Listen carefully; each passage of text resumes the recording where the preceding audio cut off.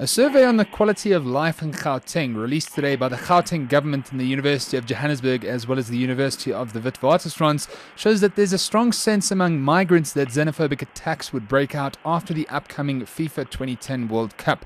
Joining us to discuss this is Professor David Everett, Executive Director of the Gauteng City Region Observatory, the body responsible for the survey. What's the basis of these fears of xenophobic attacks? In the survey that we did, it's very high levels of xenophobic sentiments amongst respondents, particularly the South African respondents, obviously, to our survey. So we found that 69% of people either agreed or strongly agreed that foreigners are taking benefits meant for South Africans, suggesting that since May 2008, we really haven't done much, if anything at all, to improve the way in which foreign migrants are understood. What is coming from the ground, we've just finished, in parallel to the survey, we finished a very big national study on civil society and xenophobia. And they're extremely nervous that the build-up to the World Cup is quite nationalistic, and it's playing on some of the xenophobic sentiments that they were the victims of 2 years ago.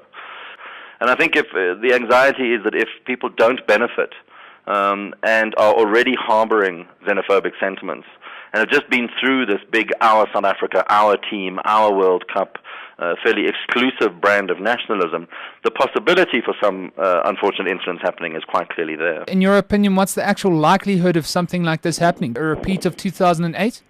You know, what we found with 2008 was that the levels of xenophobic sentiment peaked, but they peaked because if you remember back to that time, we were in the middle of Eskom blackouts, oil prices were peaking worldwide, interest rates were going through the roof. The national mood was incredibly low, and it just took one little incident to spark off what became a nationwide conflagration.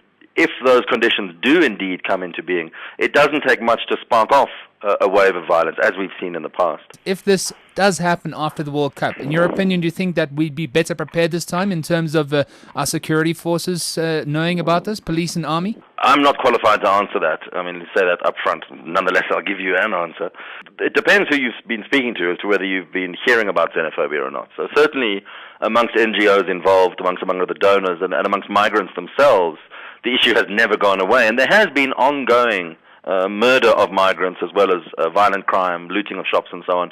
But it hasn't happened in a big explosion, and so it hasn't been on the front pages of the newspapers or on your headlines on the radio. But I do know that getting rid of the scourge of xenophobia is not a security issue.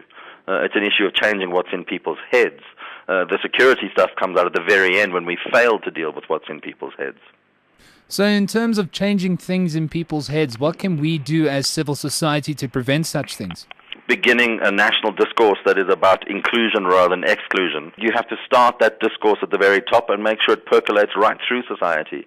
Because as I said at the beginning of this, the xenophobic set of attitudes were equally shared by black, white, male, female, young, old, suggesting that you really do need a fairly deep-seated transformation of people's minds.